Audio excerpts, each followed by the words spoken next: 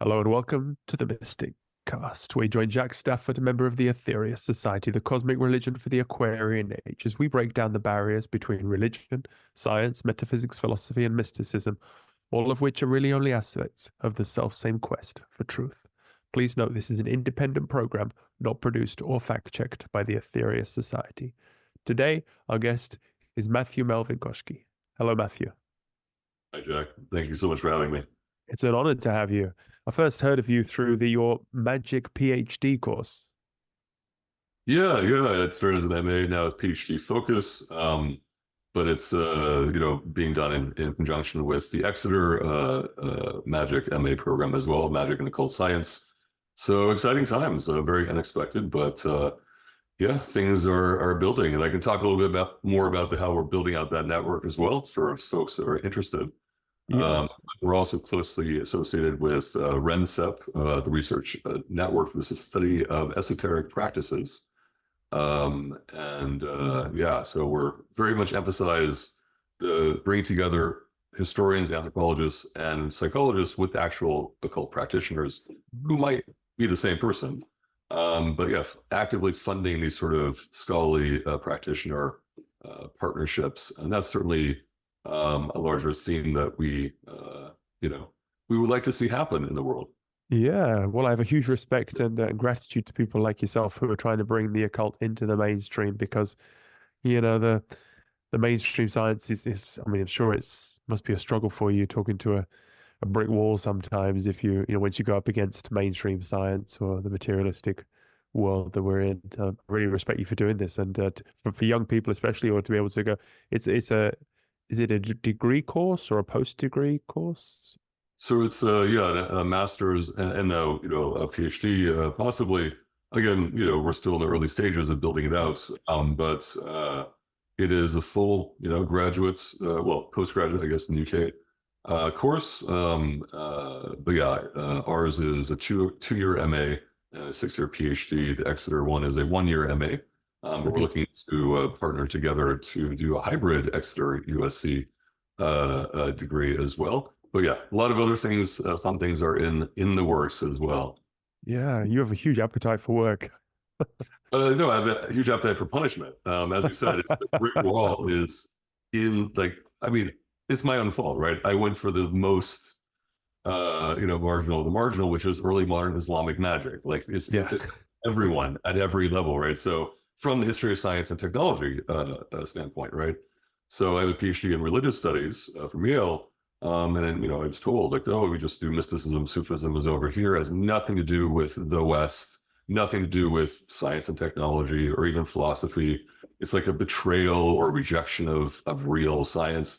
This is what we're taught. And that never sat right, but it wasn't until after I finished my PhD that I realized, oh, no, this is just mainstream history of science and technology. For 2/3 of the human race, the Islamic world is massive, right? In the early modern period. So my big thing is reframing this massive archive on the occult sciences. I can explain what those are within a history of science and technology discourse, right? Our narrative of the West is purely colonialist and completely counterfactual. It's completely anti-historical, but it's a good myth to justify colonialism, obviously. But it is quite evil, in fact, because it deletes 2/3 of the human race from rationality, from science, and from technology. I think you're a man after my own heart. Is that we don't look when we see an injustice or something, the job that needs doing that no one else wants to do, you just feel drawn towards that job. Well, as a very strong Aquarian, a sort of an Aquarius person, it's just kind of whatever. I gravitate to it. I also am like a failed monk, like failed Orthodox monk. But anyway, I like to go for the failed things, I suppose, on the margins of society. The underdogs, yeah. Well, what I did not realize, and this is basically my project, life's project.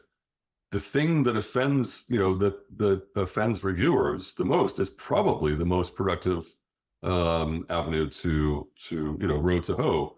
and reliably, just these emotional reactions you get from objective, scholars, it's all quite emotional. It's all very, magic can't exist, therefore, like Islamic magic can't exist, therefore it doesn't exist. This is not an art. This is not a objective argument. It's just a massive reality historically and to the present in the Islamic world, in the world generally. But the only way, as I argue, to understand the history of the West, to decolonize the history of the West, philosophy and science, from Plato and Aristotle and Pythagoras onward, you have to bring in the Islamic world, right? Because they do very similar, but also amazingly different, cooler, I find, things with Plato and Pythagoras that you don't get in the far West, Latin Christendom far West. So, for example, Theosophy, right? I know this kind of, the serious society comes out kind of that mix. The roots of Theosophy lie in early modern Islamic South Asia. The, East-West occultism is a huge product of the Mughal Empire. And Theosophy is coming out of that mix under the rubric of British colonialism. But that East-West occultism thing is an Islamic invention. So you can't know anything about the history of Theosophy, for example, without knowing the history of the Mughal Empire, and you can't know anything about the history of the Mughal Empire without the history of Platonism and Pythagoreanism. So I focus on Pythagoreanism in the early modern Islamic world, which has so far been almost completely unstudied, again, due to these like knee-jerk reactions that there can be no such thing as Persian Pythagoreanism, which includes the mathematization of the cosmos and talismans and magic and space travel, but and reincarnationism, simply because the Greeks hate the Persians. So therefore, there is this massive phenomenon ceases to exist. Yeah. Well, but they say in this society, to educate someone, by definition, it has to be disruptive. There needs to be disruption to change. If you get new information in, just some thought that struck me, because like the masters that communicated through, that used Madame Blavatsky, were any of them Islamic? Because they're ascended masters. Before they ascended, were they their last incarnation? If they came from that world.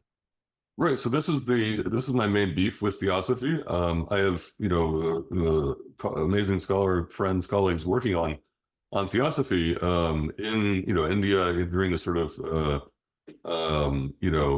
initial stages. And what's been shown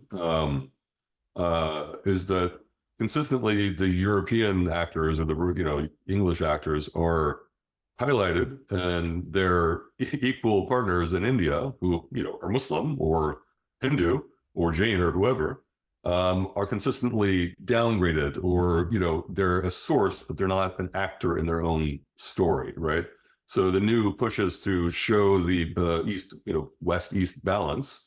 So again, but the problem with that is the process of British colonialism was about and French colonialism as well, which results in the map of the modern Middle East, which is designed to be a disaster, which is, that's what, it's designed to be a horror show. It takes, again, the Middle East as a Cold War term, really has to do with the excision of all the stuff in between, all the cartilage, right? All the collagen, all the cartilage, all the tendons that actually link West and East. Oh, right, that's the Islamic world. So the Islamic world is completely put out of history. So you have this bizarre East-West, yin-yang thing, West being masculine, obviously, and East being, the Orient being feminine. And Islam, which combines is the marriage of the opposites, right? Like in the Alexandrian sense, marriage of East and West is Islam, right? From a very early period. So you have this weird dichotomy where the masculine is privileged over the West, is privileged over the feminine East, and the whole Islamic thing in the middle is just disappeared. Yeah. So have you seen those? Have you seen those pictures of I think it was the Master KH and the Masters M from Theosophy? They look kind of. I mean, Madame Blavatsky didn't publicize them too much, but they with their dress and they had big beards like you. I mean, do you think they came from that tradition, or? No, absolutely. I mean, so this is, one of the things I focus more on the 15th, 16th, and 17th centuries, but extends to the 19th. But yeah, one of the biggest takeaways from recent research is that, and especially pernicious with the rise of Hindu nationalism and Hindutva right now, where Islam is only an alien accretion, alien invasion in true Hindu India. It's all nonsense. It's all totally anti-historical and fascist and racist. But it has its roots in British Orientalism, right? And well, and then I'm trained in the Orientalist tradition, right? In the German, French, Orientalist tradition myself. So I'm, I know this rhetoric very well, which is that Islam is like this floating signifier that doesn't ever like actually get rooted in the earth anywhere, other than the Middle East. Yeah, so Blavatsky is coming out of, like she's not an Oriental. I mean, she's an Orientalist, right? But as a non-professional Orientalist, she doesn't know anything about Islam. She certainly doesn't know anything about the history of Islam in South Asia, right? So it's not her fault that she gravitates toward like the Sanskrit stuff, right? Cool, but like my early modern occultists, in Islamic South Asia are doing the same thing. They're the first to. They did the historic Sanskrit Persian translation movement that has the Upanishads translated into Persian for the first time, for example. And these are occultists doing this for good reasons that the Theosophy seems to rhyme with quite well, except that Theosophy gets rid of Islam, which makes it makes India into more of an ahistorical orient, if that makes sense. Right. Like Islam has been in India for like, 1,000 years. Right. Christianity has been in North America for what, like 400 years. Anyway, if you get rid of Islam, again, it's 2/3 of the human race. You get rid of any way to explain the rise of, occultism or even Theosophy itself. Yeah. But the Ascended Masters, I mean, they must have had a reason for, forming it in that way. I mean, maybe that was the karmic balance or some sort of, because Theosophy is to unite all the religions, that, I mean. Right, yeah. Yeah, I mean, it's just that Islam gets this, like, because of the state of scholarship, it's like somehow it's not West, but it's not East either. It's the Middle East, whatever you want to call it. So, I mean, Sufism is big, and this is another beef I do have with Theosophy. It's the more focus on mysticism rather than technology, right? So my sources, early modern Persian, Arabic sources in Iran, Central Asia, the Ottoman Empire, South Asia, are very clear that, astrology, alchemy obviously are technologies, but so is prayer, right? One of the most distinctive things is prayer is as a Pythagorean discipline based around the mantra. And other ritual practices. Prayer is a Pythagorean technology. Again, you say, the mantra has to come from India or wherever. Well, no, it actually comes from North Africa. This sort of rise of the mantra-based talismanic prayer practice from the 13th century to the present, really. It actually starts in the Mediterranean area in the Islamic world and migrates east, where it fuses beautifully, naturally, is married beautifully and naturally with Vedic practice, with yoga, with all these things. So under the Mongol auspices, you have the translation of yoga treatises into Persian for the Mongols, right? But again, this is all this cartilage that gets cut out. But yeah, breath work, mantra stuff is not like this Eastern import into the West in that sense. It's a marriage of minds. Was Gurdjieff, was he classed as an Islamic occultist? Gurdjieff, no. I mean, he's not an Islamicist at all. Did he come from North Africa? Or where was the area that he did? Because he did I saw the film on him where they go. I don't know his. Oh, sorry. I don't know his biography very well. Yeah, they should check out that movie of his. They did. It's a biopic. Yeah, it was quite interesting. Yeah, that was definitely set in a. Yeah, I have to check where that was. But do the Ascended Masters feature in Islamic occultism? Absolutely. So so my work is the intersection of science and technology, the occult sciences in particular, but that includes everything from astrology and planetary ascent to prayer and like yoga, effectively. Um, uh, as it relates to empire and empire building in the post-Mongol period. The Mongols conquered, well, the world, right? All of Asia. And then things got super occult super quickly and remained so. And, you know, to and through the colonial period, including in Islamic South Asia. And the, yeah, it's really has to do with British chauvinism. That you have this 19th century anthropological armchair anthropology discourse of you know evolution of humanity from magic to religion to science to justify the civilization, you know, the mission civilisatrice, right, of the French, the civilizing mission of the superstitious natives, the savages, such that Christian missionaries, including, you know, American missionaries in the Middle East, consistently hammer away at Islam as the superstition of the natives because magic is everywhere, right? So the British are doing that to feel better about themselves in India. Obviously, you know, Blavatsky and these people, you know, are doing something else. But in the Islamic context, as occultism relates to empire in particular, it's predicated, and the rise of occult, what I call occult philosopher kingship, is predicated on the theory, the political cosmic theory of Ibn Arabi, this, you know, extremely, probably one of the top 5 most influential people in the entire Western tradition. He's from Islamic Spain, and do the Reconquista, he goes, you know, east to Syria, to, you know, Konya and these places, and most of his disciples are going more to the Eastern Persian realm, from Egypt to basically the Pacific Ocean.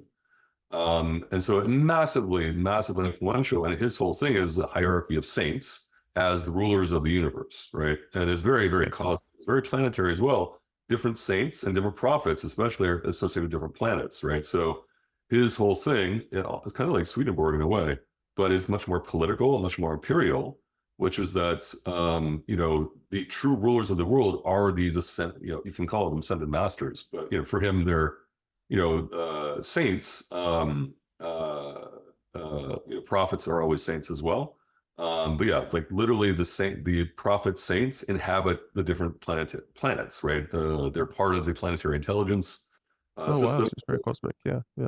So it's very cosmic. It's very planetary. It's very astral, magical theory of the rulership, you know, political theory for, you know, the universe, and that becomes the basis for early modern Islamic philosopher kingship theory or discourses, where you have all the, you know, many of the greatest rulers of the Islamic world, like Emperor Akbar in India, right? Like the greatest ruler of the 16th century.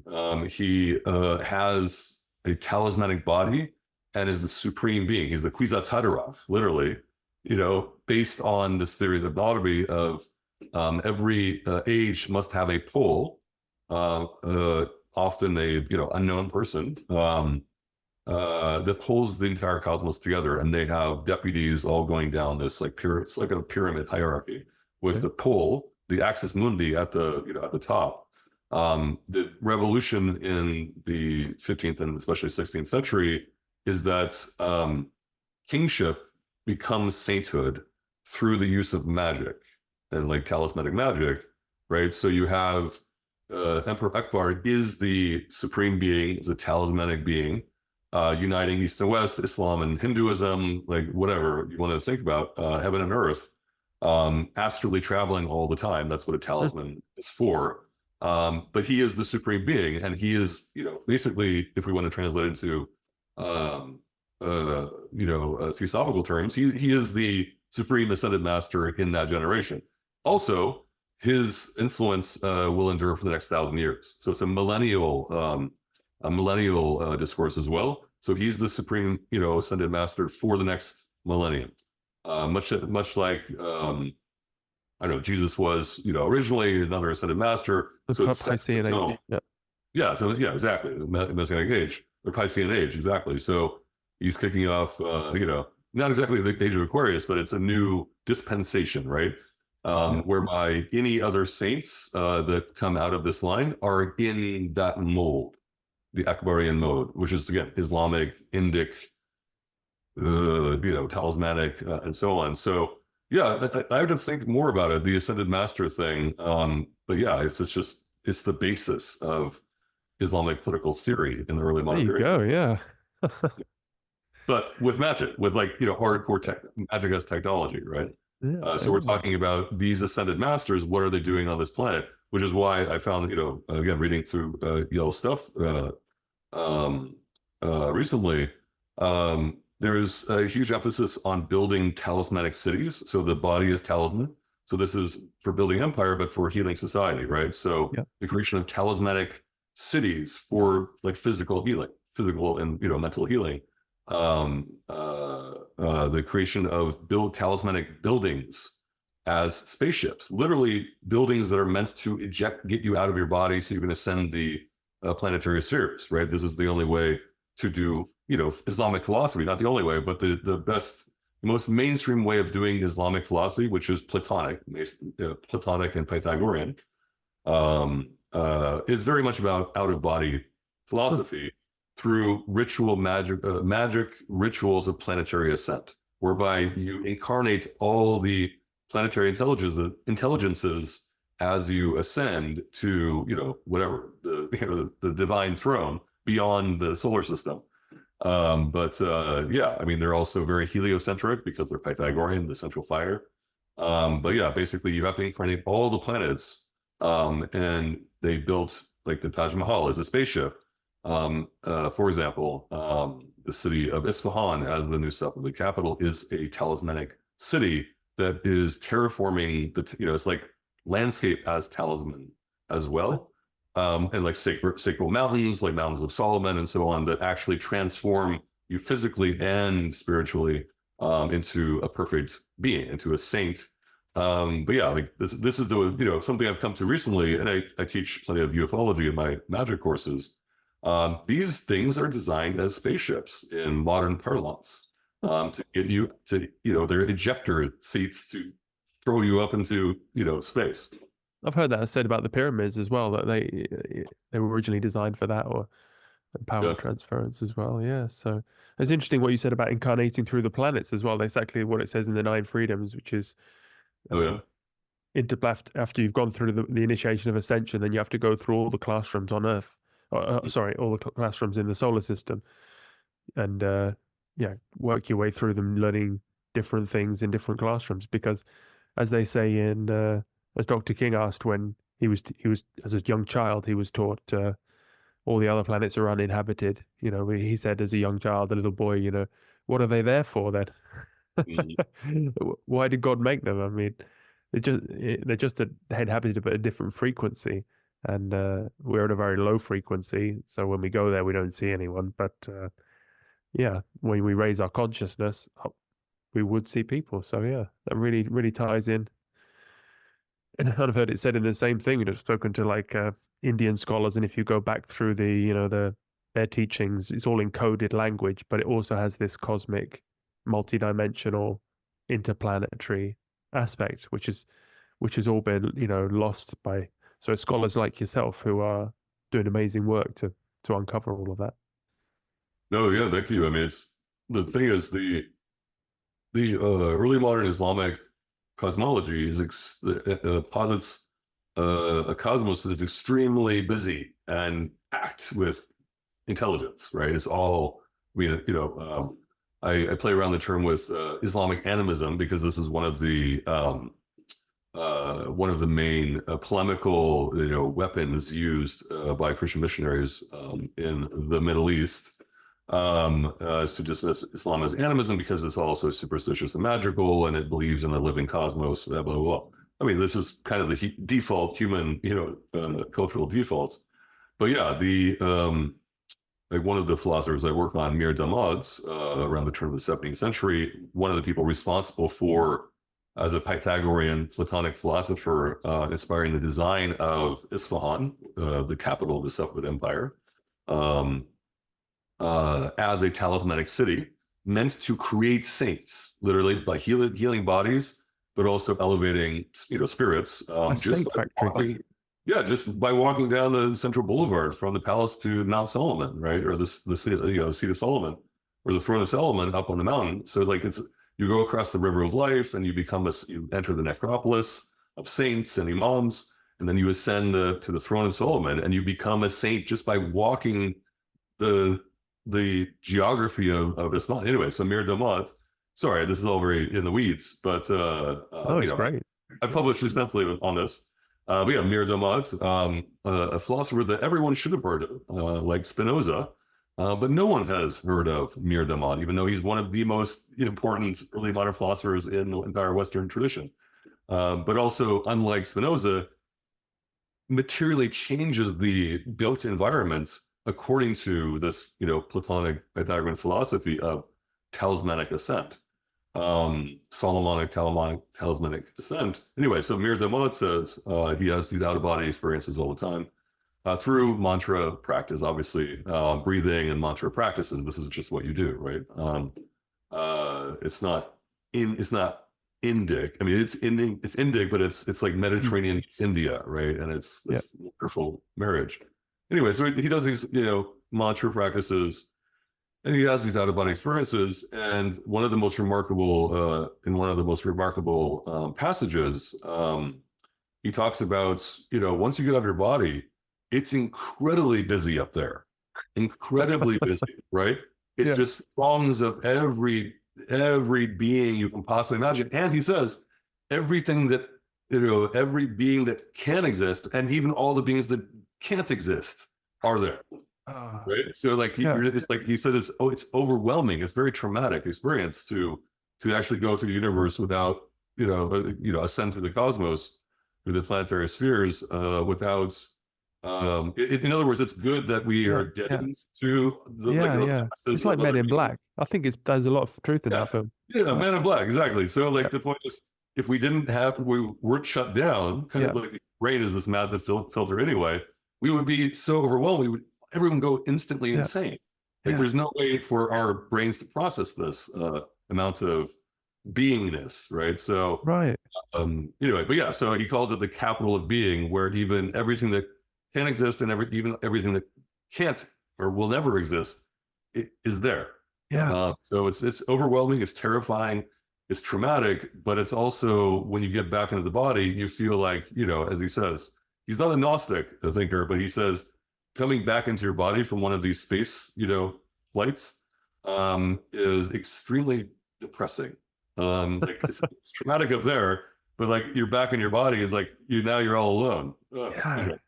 Well, there's so much I want to digest and talk to you about that. I think we have to do a whole series. I mean, that idea of, because there's all these sciences on the other worlds that, like you see how fast humanity's evolving. We're already talking, cloning sheep and doing things like that, and they're engineering that. And so imagine if you extrapolate that in a million years, what we'd be doing. And just some of the sciences like they must have on other worlds were like the crystals, and the spaceships like 10,000 miles long, whatever. And so science is like that, because I imagine, because do you go back to like the civilization of Atlantis and Lemuria? I mean, are these eight because we're taught one of the lies in I had Graham Hancock on my other podcast, and he's saying, the civilization of Atlantis and things like this, saying that civilization is way older than we think. It could be Atlantis could be 10,000, but I think in our teachings we're told that Atlantis is even like 1 million years ago or something like that. So civilization stretches back eons. Does that also tie in with your Islamic studies?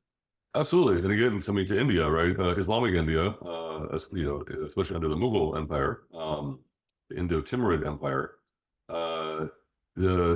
in the West, keep in mind, the West includes Islam. Islam is the in terms of population, in terms of textual and cultural productivity, Islam is the majority West in terms of the reception of Plato, Aristotle, Pythagoras, and also the Abrahamic tradition, right? The Quran is an appendix to the Bible. That's just what it self-identifies as an appendix to the Bible. So I define the West as the Hellenic Abrahamic dialectic. And it goes in different ways, and different emphases are made in various parts. So you can use Plato, like one of the most distinctive things that happens in the Islamic world that does not happen in the Latinate Christian Far West is the much more aggressive use of Pythagoras to disprove Aristotelian physics, which is very interesting. And again, like it's, you know, I won't get into the details, but suffice it to say that when you have Muslim, you know, occult philosophers, Platonists, and Pythagoreans from Iran, Iran and the Iranian diaspora, going to India and translating from Sanskrit to Persian, like the Arabic to Latin translation movement is hailed, oh, this is the beginning of, you know, the West and the Renaissance. Well, yeah, but like the Sanskrit to Persian translation movement was equally important for constructing the West. I mean, Theosophy is a much later, you know, like footnote in a way to that initial Sanskrit to Persian translation movement, although it doesn't really, it's only beginning to get historians working on it. Anyway, that's all to say, once you have this Sanskrit to Persian translation movement and a lot of like treatises on the Upanishads, but also lots of treatises on yoga translated into Persian as well, you get this debate in this, you know, between like West and East, right? The Islamo-Jewish, Christian, Abrahamic default of young Earth creationism, right? Which I grew up evangelical, right? Which is like a standard issue, right? You get 6,000 years and kablooey, bam, no more. Like the entire universe is a trap and a trick, right? And then, you know, hell is eternal, obviously. But then these guys are going hanging out in India, they're talking to, you know, yogis, and, you know, they're all occultists and alchemists and you know, astrologers as well.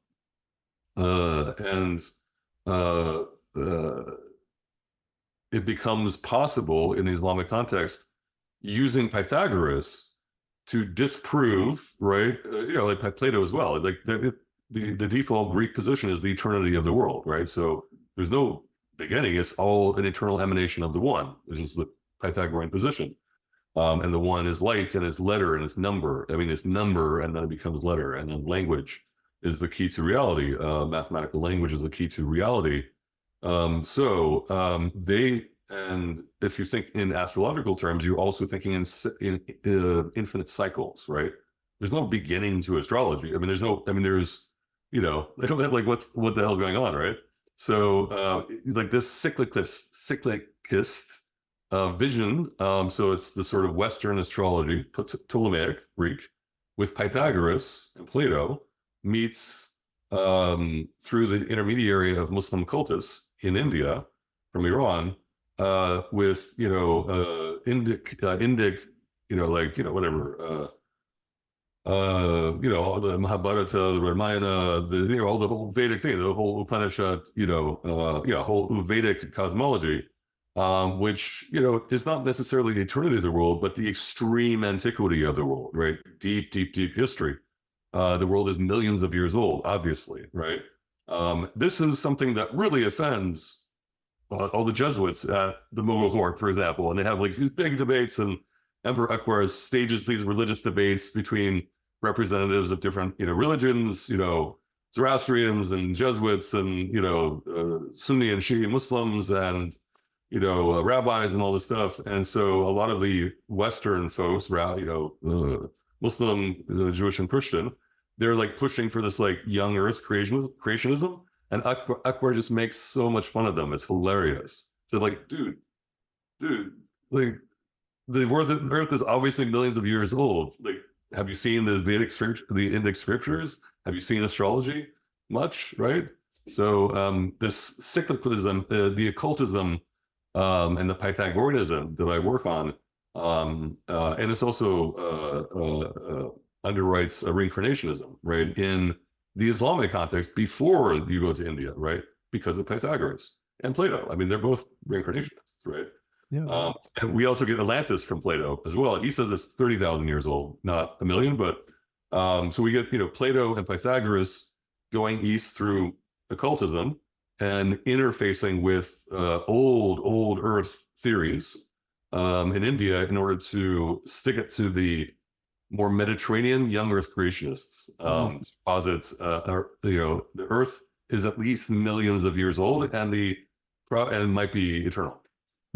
Well, yeah, I mean, it's great to see these things corroborated with these traditions. It gives you so much more validation and perspective. And also, you mentioned about the ufology that you teach, because when we look at Christianity, we have we have stars moving slowly across the sky and then stopping in front of a stable. I mean, that sounds pretty much ufology. We've got people moving around in clouds, all sorts of. Jesus said he was from the brighter morning star, which is the Venus. So, is Islamic occultism also a good tradition of ufology? So, what now goes by the name of ufology, right? It's also, Jacques Vallée is, the classic authority on these matters, obviously, but it intersects with jinn, jinnology, right? So the genies, right? Genie in the lamp. So there's a lot of Islamic magic is focused on jinn, right? Apparitions and control, but like jinn and angels, sometimes demons, but like mainly jinn and angels are the basis for a lot of early modern talisman technology as well. So there's planets, angels, and angels are often associated with the planets as their intelligences. And then jinn, so like celestial and then terrestrial. So jinn are much more like UFOs in, Earth, sky, space, right? We have multi-realms on this earth. There's many realms of existence. Yeah, there's many realms of existence, and different, species have different powers, right? So jinn are, carbon-based, but like jinn are very, very UFO-y, right?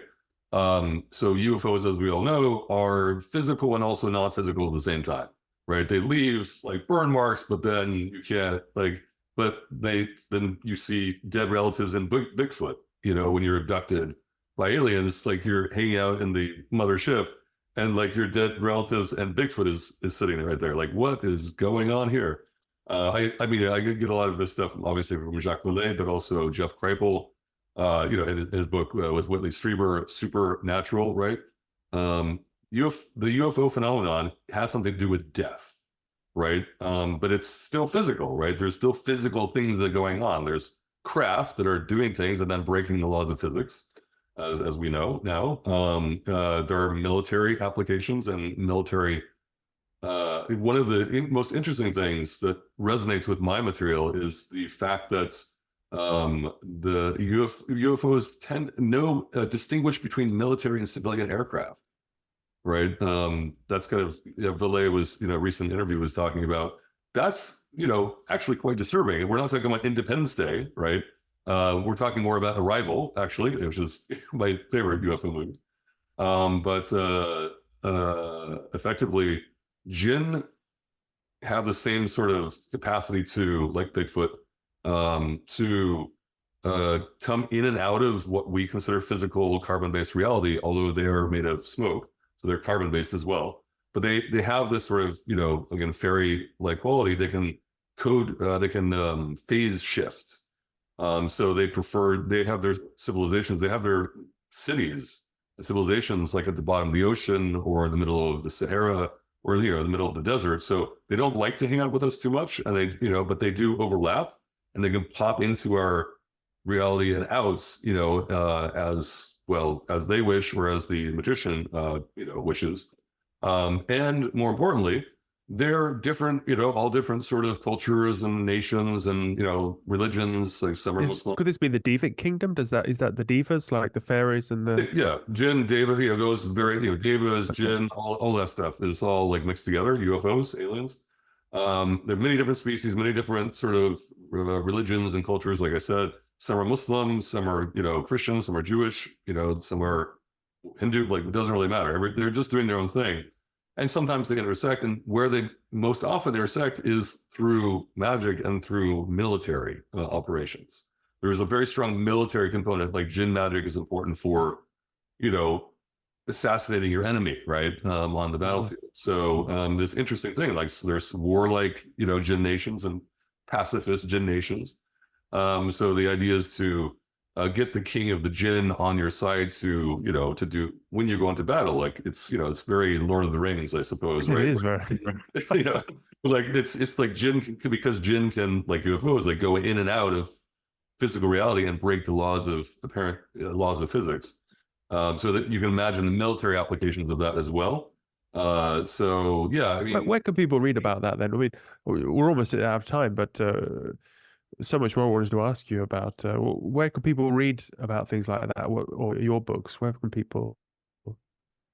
Because people want, after hearing you speak now, I mean, many people want to get stuck in. Like, what's the best way? Yeah, I mean, the research on this, you know, especially the jinn interfacing with ufology is very new.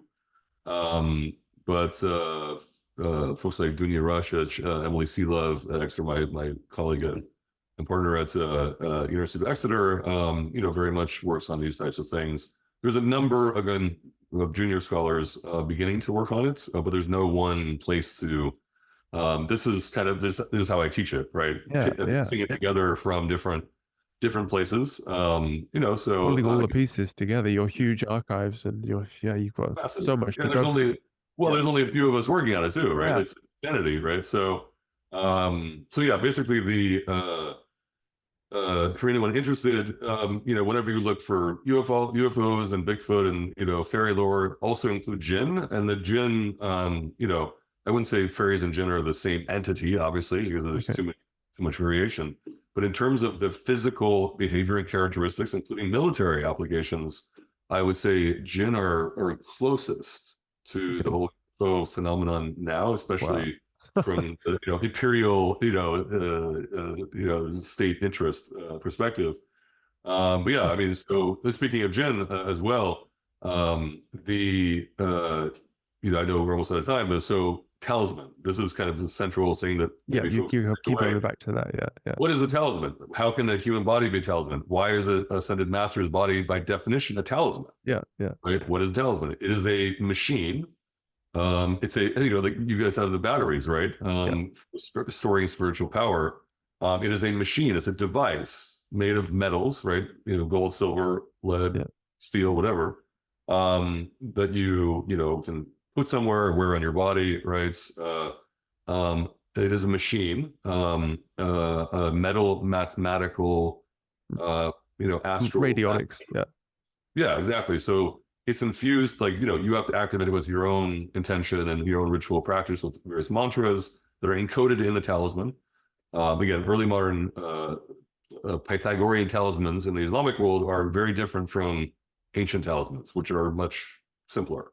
The talisman, the classic talisman in early modern Islamic world is based around a magic square, which harnesses a planetary intelligence, and the angels and the jinn that serve that planetary intelligence. So it harnesses mathematically, everything celestial is mathematical, right? Basic Pythagoreanism. And so it harnesses both your intention, but also the planetary intention. And like there's actors, it's not just you. You're entering into a complicated hierarchical relationship with planets, angel, and jinn to get things done, whether for, you know, martial or Venusian purposes in love and war and peace. But building empire is very important to understand. It is a machine for marrying celestial influences to terrestrial bodies, right? So the talisman is as a Pythagorean machine for how should I put it?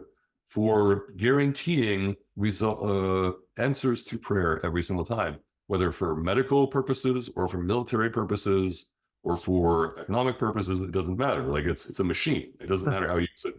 And it's also, you know, it can be built into the human body, but also into the structure of like architecture, right? The structure, the built environment. So talisman has this master category: celestial, terrestrial, you know, marriage of celestial influences to terrestrial, you know, bodies. but it also is that thing that pops you out of your physical body and allows you to, explore, well, the planetary experience personally, and thereby imitating prophets like the Prophet Muhammad himself, or Jesus, right? Ascended masters who, well, literally ascend through the planets, right? This is what ascent is in Platonic philosophy, in Pythagorean philosophy by definition. So it's very ancient, very Western, but I argue that it becomes, completely systematized in a way that never is not paralleled in the far Western Christian Latin context, which is the only context that's studied. Like the Byzantines have been excluded as well.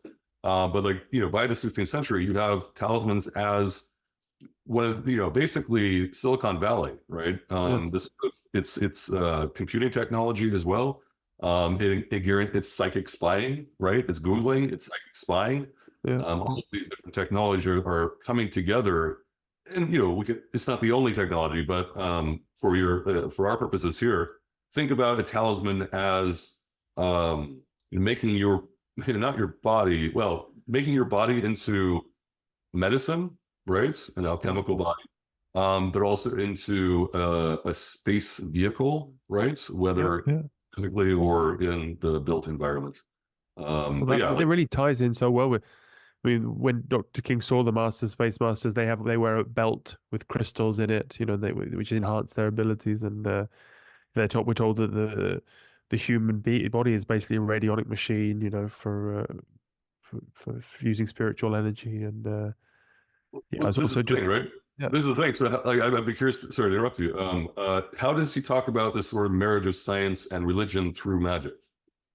Well, they say the Master Jesus said that science without religion is like the soulless wanderer of the night. Oh, nice, beautiful. Yeah, they must. All of my sources would agree. Yeah, they have to. You have to unite again. This is just we're going through a dark phase, and I mean, I heard a podcast the other day. Jacques Vallée has in his library. He has many books. He has lots of bookcases on angels, and lots of bookcases on fallen angels, because you can't have one without the other. So there's the ascended masters, but there's the descended masters from the lower astral realms, and all the libraries. The mess we're in is all because of this. We're being ruled by a small handful of people, and who are destroying. So that's why we need to unite the light. We need to unite all these teachings. We need to take back, so that we can. Stop pissing around here with all this shit that's going on, and just let ourselves be played like pawns by these dark masters. So, yeah, well, I mean, it's just not an accident that so I always tell my students, I'm teaching the history of science and tech, intro class right now. So I always tell my students, well, what do you expect when you base your entire, civilization on oil, which is like really old, like, dead things, photosynthesis. It was like the most concentrated form of, light into darkness, I suppose. Yeah. It packs a punch. It definitely packs a punch, but also completely fucks up the entire physical and mental environments, right? Yeah. So it's really, we have a necromantic culture, and so in a way, it's like inevitable, right? If you base your entire thing on really old dead stuff, that's a good way to look at it. Yeah. You get what you deserve. You get the leaders you deserve. You get it's all karma, basically. Right. So maybe don't think so much about death. Think about life as well as really old dead things. That would be cool. Yeah. All right. Well, that's a beautiful note to end on. So your website, or if people want to do the course, I mean, if they're at that level already, how can people follow you? What's the best way to keep in touch? Right. So we don't have we're working on the one hub to bring all these elements together. It'll be at the magicseminar.org. I mean, basically just Google, speaking of Googling, right, as an imperial, sort of occult technology, just Google, Magic USC. Yep. But just send me an email. I can, once we have the website up and running in, hopefully next month, it'll be easier. But we finished recruitment for this year, so Admissions will be open again in the fall for our program, again, 2-year MA or 6-year PhD. And admissions are closed for Exeter for the fall. They're completely full, like wildly successful. Brilliant. Yeah. Yeah, so wildly successful there as well. So next fall would be the first opportunity for anyone interested. In the meantime, we'll have more information. We'll have a single website so anyone can go. But like in the meantime, the Exeter, just do Exeter Magic. It comes up. Okay. Rensep.org, RENSEP, where I'm on the scientific committee with folks like Dean Radin. So he's constructed little, boxes to do sigil magic testing in the lab. This is going on. So check out his magictest.com. I think it's there. If anyone wants to take part of his sigil magic experience with little black boxes. So yeah, Dean Radin is kind of the ideal, of where we like to go. Bring parapsychologists together with historians and anthropologists and psychologists. Yeah. So check out rensep.org, become a member. It has a whole forum and lots of fellowship opportunities, grant opportunities, these types of things. For example, if you like UFOs, there's a small grant for $5,000 to go hang out at Rice University, where Jeff Kripal is based, right? To work on work in the archives of the impossible for a month. Why not? That sounds good. Yeah, it's like it's $5,000 to go look at the UFOs. Like, what else do you want? So we have fun projects like that. We are in we're also recruiting donors at this point, so we're looking to expand. If anyone wants to take part in these programs, we're constructing this sort of larger network between USC, Exeter, Amsterdam, Rice, Rensep, Schwepp as well, the Secret History of Western Esotericism podcast, Earl Fontenelle. So we're envisioning as this transatlantic network. Yes. For the weird and the occult and the esoteric, but also, practitioner, like it's not hostile to practitioners in the way that academia has been until, now. Wow. Gosh, you're so busy. I think I'm just so glad I got an hour of your time. I really appreciate you being so generous with your time. No, thank you for, this audience opportunity to speak with you and to this audience. And yeah, anyone who just would like to be involved, I think we have many values in common. Definitely. Thanks, Matt. I'll share it with everyone. If somebody wants to learn more about the Aetherius Society, they can go to aetherius.org. Thank you. Thank you much.